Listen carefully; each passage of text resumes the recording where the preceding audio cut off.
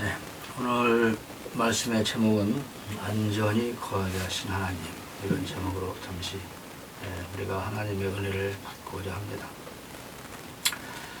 어제 뉴스에도 보면 히말라야에서 사고가 있었고 자원봉사를 갔던 선생님 4분이 눈사태로 실종되어서 지금 어려움 중에 있는 그런 뉴스를 접하기로 했습니다. 우리 주변에서는 늘 이런 불행한 사고가 일어납니다.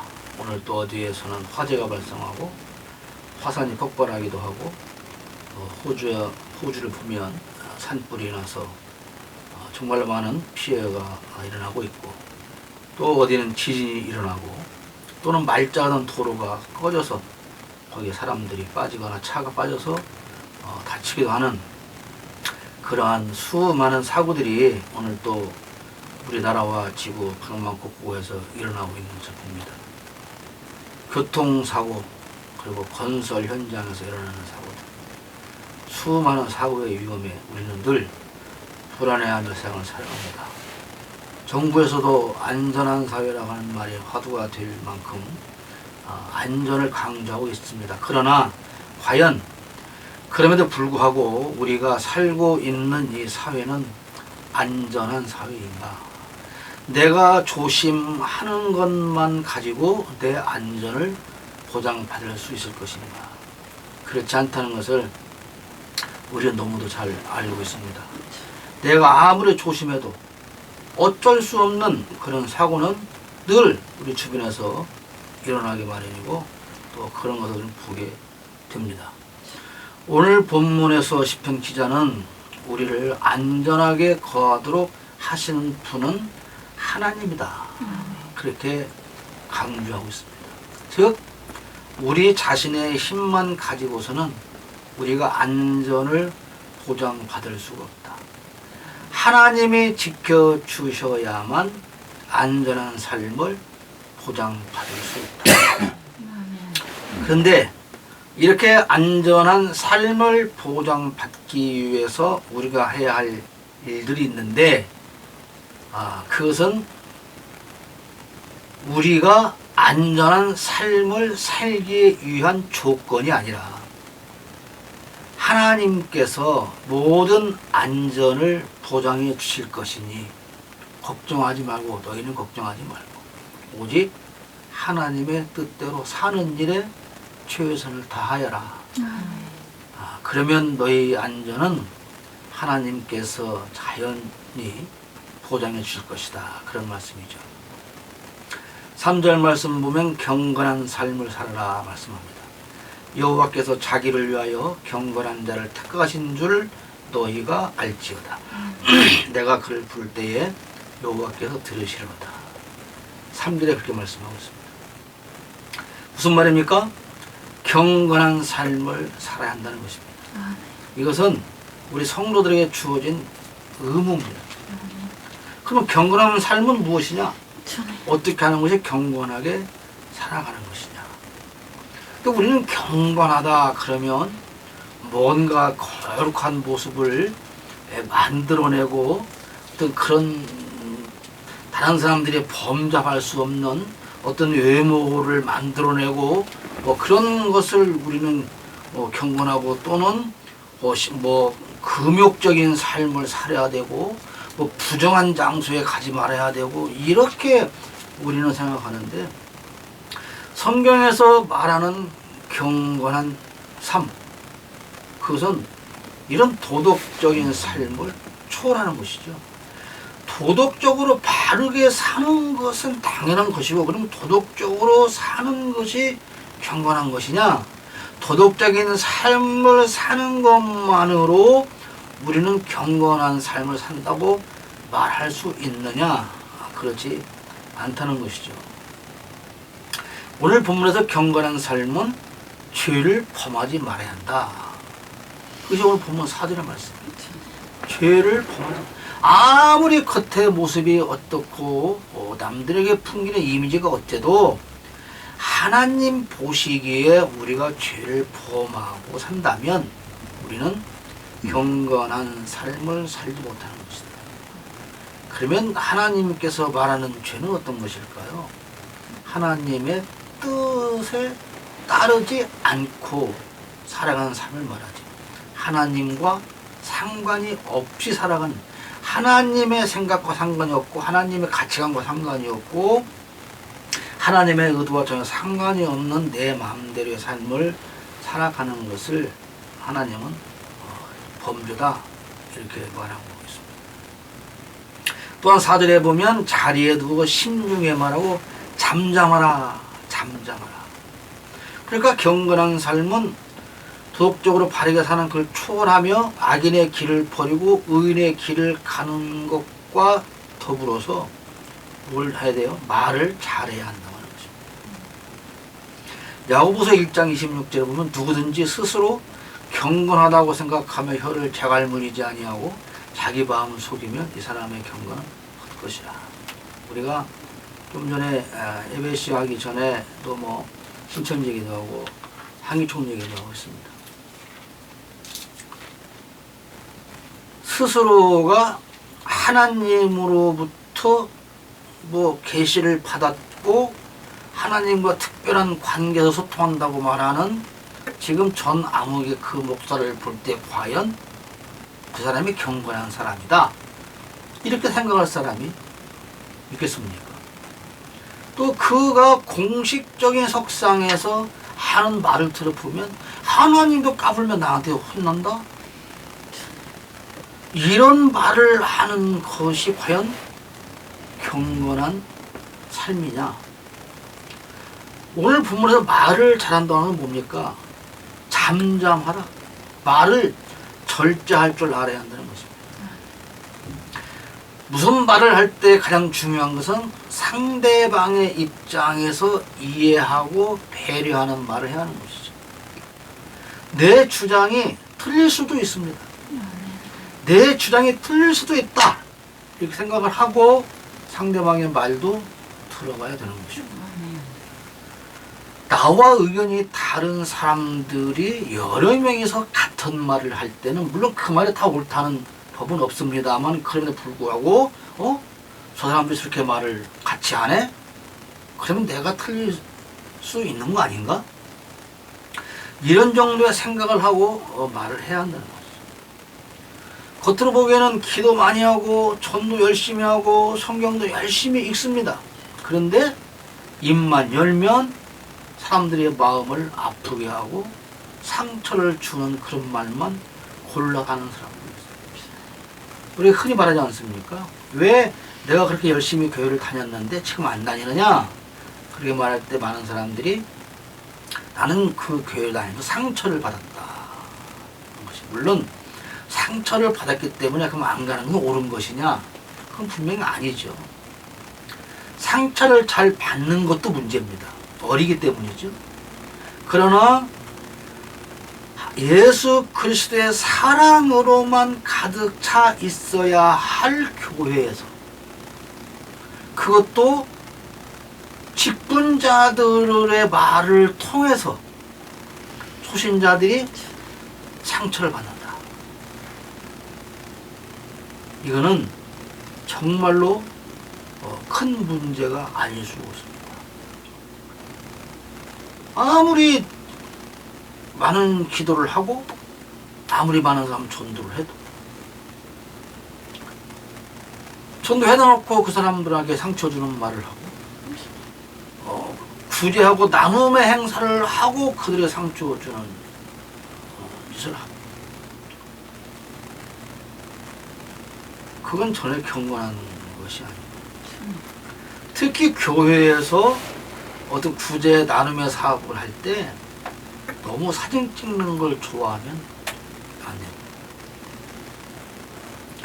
소년 소녀 가장을 돕는다고 하면서 예배 시간에 그들을 불러서 앞에다 세워놓고 이 어려운 아이들 우리가 돕습니다 라고 하실 때 교인들은 자부심을 가지고 박수 칠지 모르지만 거기에 나와 서 있는 아이들은 차라리 이거 안 받고 말지, 그 상처를 씻을 수가 없는 거예요. 선한 일을 하는 것도 중요하지만 상처를 동시에 준다면 우리는 정말 그게 잘못됐다는 것을 알아요. 이런 사람들의 경건은 헛것이다. 그것이 야고보 선생님의 주장이죠. 위로의 말, 격려의 말, 응원의 말, 칭찬의 말, 축복의 말, 이것을 아끼지 않는 삶이 경건한 삶이다. 미고사란 말 있죠. 미고사. 미안합니다. 고맙습니다. 사랑합니다. 멀리 있는 사람은 관두고 늘 내 곁에 함께 살아가는 이런 사람들에게 최소한 우리는 미안합니다. 고맙습니다. 사랑합니다. 이 말을 아껴서는 안 된다는 거예요. 우리 한번 생각해 볼 필요가 있어요. 과연 나는 내가 사랑한다고 생각하면 그 사람에게 얼마나 사랑한다는 말을 하는가, 얼마나 고마운 생각을 가지고 사는가, 얼마나 미안한 마음을 가지고 사는가. 전에 어떤 목사님이 그러더라고요. 어떤 다른 게 목사님 얘기를 하면서 이 양반은 목사인데 아니 이런 말 한 걸 들어본 적이 없다. 미안하다, 고맙다, 사랑한다. 이런 말을 그 목사한테서 들어본 적이 없다. 말을 잘 골라서 하는 경건한 삶을 살고 그렇게 해 갈 때 하나님으로부터 우리는 안전을 보장받는 그런 복을 누리게 된다는 것입니다. 우리가 아무리 안전하고 평안한 삶을 살아도 그것이 하나님으로부터 오는 것이 아니면 그거는 진정한 복이라고 할 수가 없는 것이죠.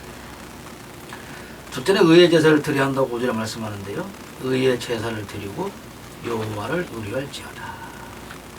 왜 아벨의 제사가 가인보다 더 나은 제사가 되었을까요? 왜 하나님은 가인의 제사는 안 받고 아벨의 제사는 받았을까요? 아벨의 제사는 의로운 제사였기 때문이라고 히브리서 11장 4절에 말씀합니다. 그러면 왜 아벨의 제사는 의로운 제사냐? 그렇죠? 가인의 입장에서 보면 굉장히 억울해요. 가인은 농사 짓는 사람이에요. 혹시로 제사를 드렸어요. 아벨은 목축업을 하는 사람이기 때문에 당연히 짐승의 피를 짐승 죽여서 제사를 드렸어요. 그런데 왜 아벨의 제사는 의로운 제사냐? 피가 있는 제사이기 때문이다. 그러면 아벨이 상당히 억울하다 말할 수 있으나 하나님이 원하는 피 있는 제사, 그럼 하나님이 피를 좋아해서 그럽니까? 선지국을 좋아해서 그럴까요? 그게 아니다. 피는 뭡니까? 그리스도의 불.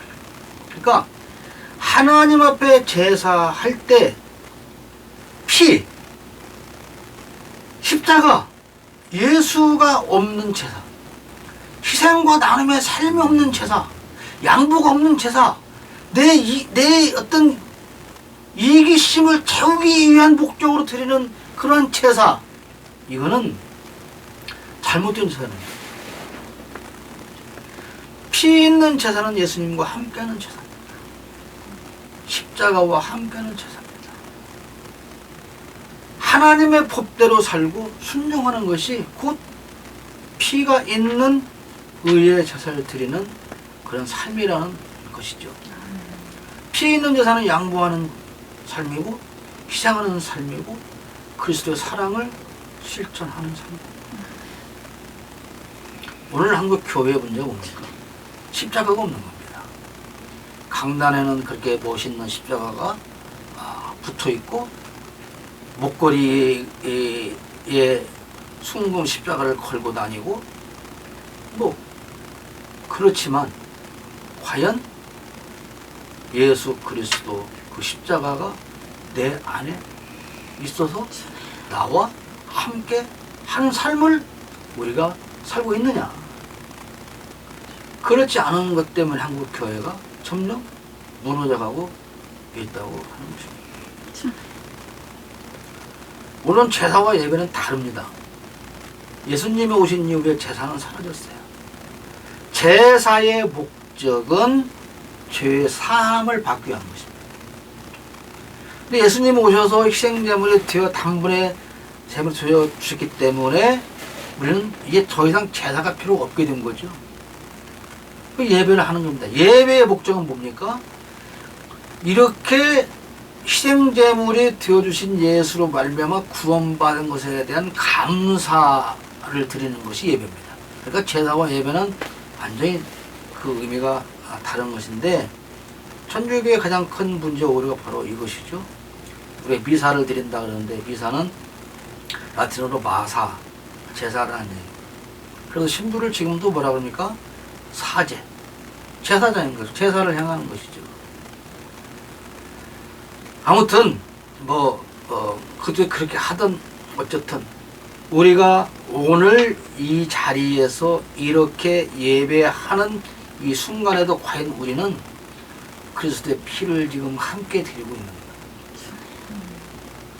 거예요. 예수 정신, 십자가 정신을 가지고 그 예수님과 동행하는 이 예배를 지금 우리는 하고 있는가? 이 예배를 하면서 나는 예수님의 삶을 더 따라가야 되겠다고 하는 고백을 하며 결심을 하는 예배를 하고 있는가?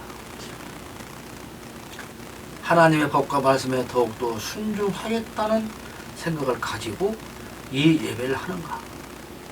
하나님의 법과 말씀에 순종하는 그런 삶, 즉 이웃을 내 몸처럼 사랑하는 그러한 삶을 살아가기를 다짐을 하고 고백하는가? 이것이 바로 피 있는 제사. 이 피 있는 제사, 그 삶을 살아갈 때 우리의 안전은 하나님께서 보장해 주십니다. 첫째로는 여호와를 의뢰하는 삶을 살면 안전하다 말씀하시는데, 5절에 여호와를 의뢰할지어다. 의뢰, 의지하고 신뢰한다는 것입니다. 그게 믿음이죠. 믿음. 사람들이 세상을 살아가며 인간 관계를 맺어갈 때 저는 가장 중요한 것이 신뢰 관계라고 생각합니다. 그 사람이라면 믿을 수 있는 정도. 저 사람이 저렇게 하는 데는 내가 이해를 못하더라도 분명히 무슨 이유가 있어서 그럴 거야라고 하는 신뢰. 인간 관계에서도 그렇지만 하나님과 우리의 관계에서의 신뢰는 더욱더 중요한 것이죠. 하나님을 신뢰하지 않으면 우리는 기독교인이 될 수가 없습니다. 우리는 하나님을 늘 믿는다고 말은 하는데, 정말 내 가슴에 손을 얹고 냉정하게 자신을 돌아볼 때 나는 과연 하나님을 얼마나 의지하고 신뢰하는가 자신을 점검해 봐야 될 줄로 믿습니다. 믿는다는 것이 뭡니까? 하나님은 내 아버지다. 이거 신앙 정말 어려운 거 하나도 없습니다. 교리 공부, 혹은 제자 훈련 중요하죠. 그러나 이 모든 그거에 대한 공식은 하나입니다. 하나님은 누구냐? 내 아버지다. 그분이 어떻게 해서 내 아버지가 되었고 내가 자식이 되었고 뭐 그것을 교리적인 면으로 따져가는 것이지만, 이거는 수학 공식이에요. 하나님은 누구냐? 내 아버지. 그거보다 더 중요한 말이 필요가 없습니다. 내가 내 집에 가면 내 아버지를 계시는데 그냥 내 아버지요. 저 양반이 내 아버지지. 학교 가서 우리 아버지가 어떤 분인가를 연구하고 그거를 자료를 찾아서 족보를 찾아서 공부를 해보니까 우리 아버지가 긴가? 이게 아니잖아요. 이것만 기억하면 돼요. 하나님은 내 아버지야.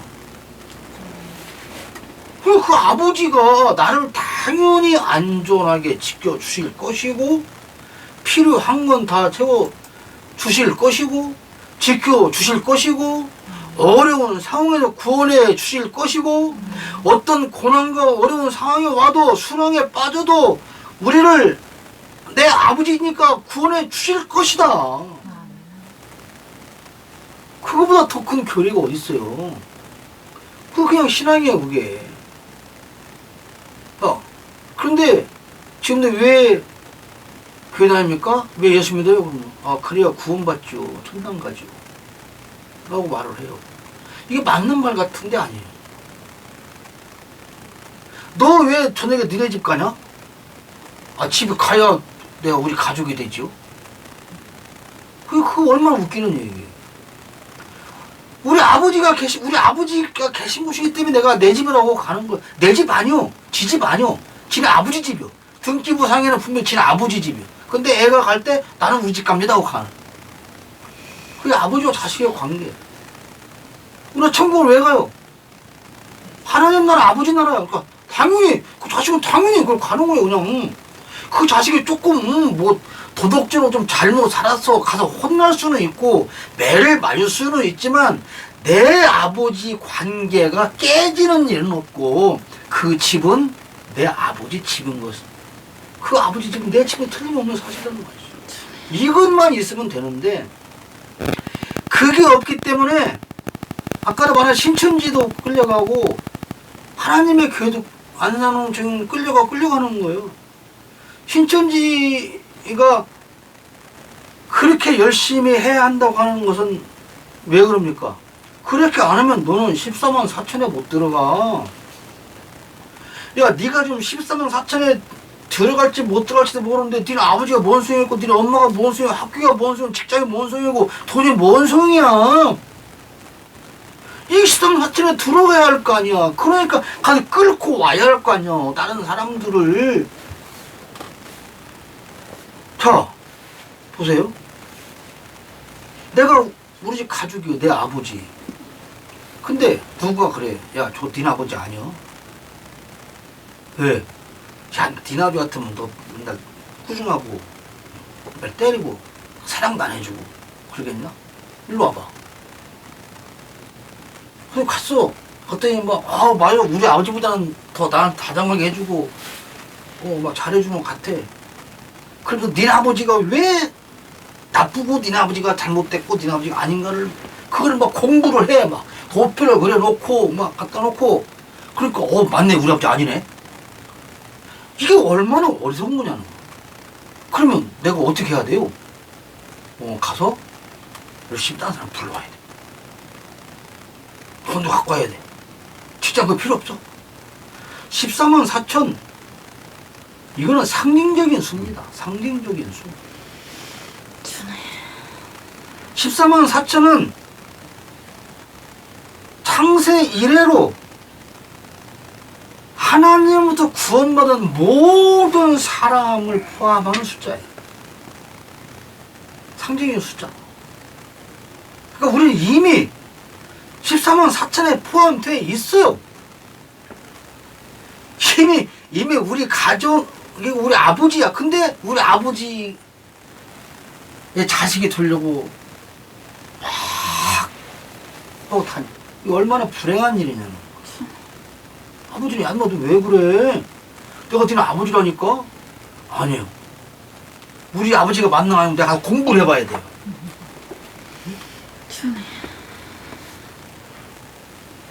이게 우리가 분명히 교회에서 성경 공부하고 성경 공부가 뭡니까? 성경을 통해서 하나님이 어떤 분인가를 아는 거예요. 그러니까 역사건 뭐든 인물은 다 들어서 결론은 하나님이 내 아버지다라고 하는 것을 알기 위해서 성경 공부를 하는 겁니다. 자, 그러면 뭘 합니까? 제자 훈련을 왜 합니까? 제자 훈련은 내가 예수의 제자이니까 어떻게 예수님의 제자답게 할 수 있는가를 알기 위해서 훈련을 받는 건데 이게 참 이상하게 돌아가는 것은 무슨은 성경 공부를 너무 열심히 하고 제자 훈련을 열심히 해보니까 아버지하고 상관이 없이 살아. 아버지 상관이 없어. 그 아버지가 무슨 생각을 하는지도 모르고 아버지가 나한테 어떠한 삶을 살기를 원하는지도 관심도 없어. 너 근데 지금 공부했어? 너 훈련 받았어? 군인이 훈련 받는 목적은 전쟁을 잘하기 위해서 하는 거야. 근데 전쟁은 상관이 없어, 훈련만 잘해. 이게 우리 한국 교회 문제가 바로 그런 것입니다. 너무 막 학적으로, 너무 지식적으로 이렇게 하다 보니까 하나님의 본질이 사라져버리고 없는 겁니다. 제대로 배웠냐? 못 배웠냐? 어려운 상황이 왔을 때, 고난이 닥쳐왔을 때, 절망적인 상황이 왔을 때 우리가 그럼에도 평안할 수 있는 것은 하나님이, 내 아버지가 전능하신 분이 너를 이렇게 보내둘 리가 없지 않냐. 그게 있기 때문에 아까 우리 집에서는 카타콤 순교자도 얘기하고, 그 로마 시대의 원형 경기장에서 사자들한테 육신이 찢기져 죽어도 찬송할 수 있는 거는 하나님이 아버지가 나를 버리겠냐. 지난주에 설교 다니엘 새 친구도 마찬가지 아닙니까? 하나님이 나 안 버린다. 근데 혹시 버려도 그래도 그분은 내 아버지다. 그냥 신앙은 간단한 거예요.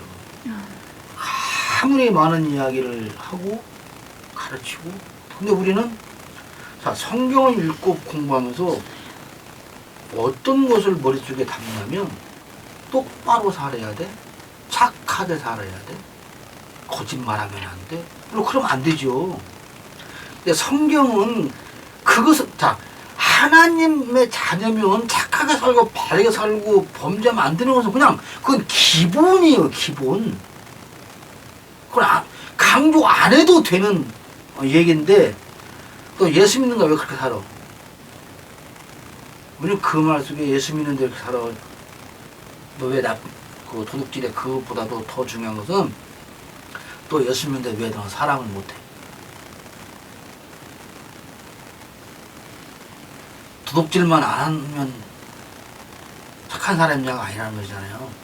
선을 알고도 행하지 않는 그게 죄인 거예요. 그러니까 소극적인 죄는 착하게 살면 돼. 남한테 해 안 하면 소극적인 선이에요. 그게. 그래, 하나님 원하는 선한 삶은 선을 찾아서 행하라는 겁니다.